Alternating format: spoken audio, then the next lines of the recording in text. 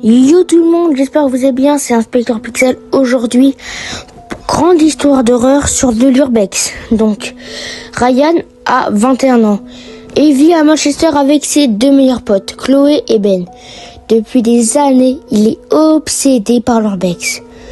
Pas les faux trucs de TikTok, mise en scène, mais les vrais endroits.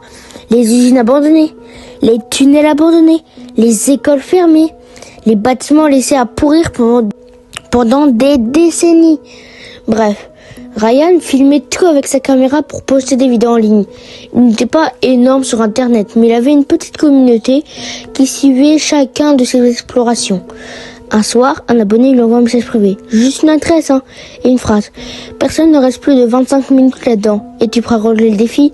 Ryan, ça lui fait un coup d'adrénaline, du coup, il regarde où ça mène. L'adresse menait à un ancien hôpital psychiatrique, abandonné à la périphérie de la ville, fermé depuis presque 15 ans. Le bâtiment était immense, plusieurs ailes, des vitres cassées partout, des dossiers médicaux encore au sol, d'après les forums.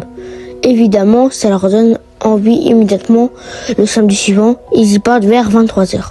Caméra, lampe de poche, batterie externe. Au début, l'observation ressemble à toutes les autres. Couloirs détruits, graffitis, lits rouillés, fauteuils renversés. Mais très vite, Chloé remarque quelque chose de bizarre. Certaines portes ont été refermées récemment.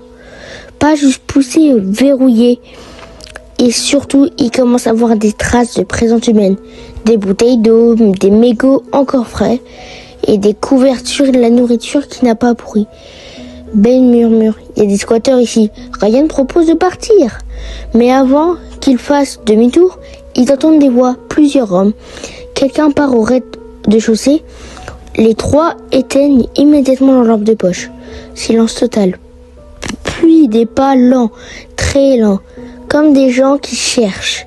Ryan regarde discrètement depuis la cage d'escalier. Il voit trois hommes entrer dans le couloir, tous habillés en noir. L'un d'eux tient une lampe de poche énorme. Et puis, ils entendent une porte métallique s'ouvrir. Puis Ryan comprend en détail qu'il lui glace le sang. Ces types ne sont pas là par hasard.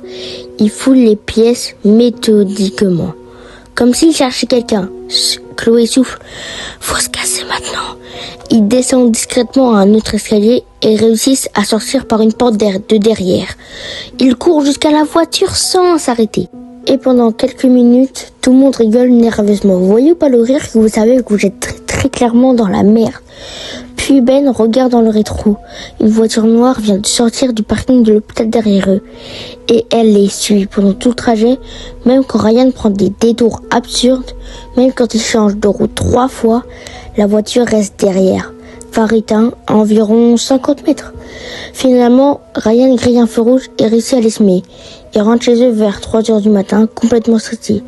Mais le vrai cauchemar commence les jours suivants. D'abord, Chloé remarque un homme assis dans une voiture devant son immeuble. Tous les jours, la même voiture. Puis Ben reçoit des appels inconnus, silencieux, en pleine nuit.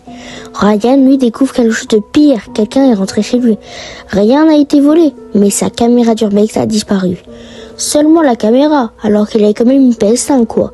Bon, à partir de là, ils comprennent que les types de l'hôpital les cherchent réellement. Ils vont voir la police. Au début, les policiers pensent à des squatteurs, puis Ryan mentionne l'hôpital abandonné. Immédiatement, l'ambiance change. Un inspecteur leur demande « Vous avez filmé quelque chose là-bas ?» Ryan explique qu'il avait tout sur sa caméra avant le cambriolage. Le policier reste silencieux quelques secondes, puis il montre des photos.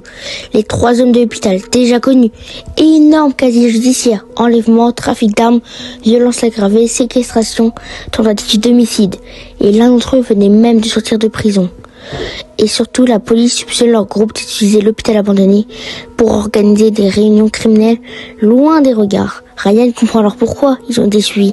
Les hommes pensaient qu'ils avaient fait quelque chose d'important. Mais l'histoire devient encore pire 2 nuits plus tard.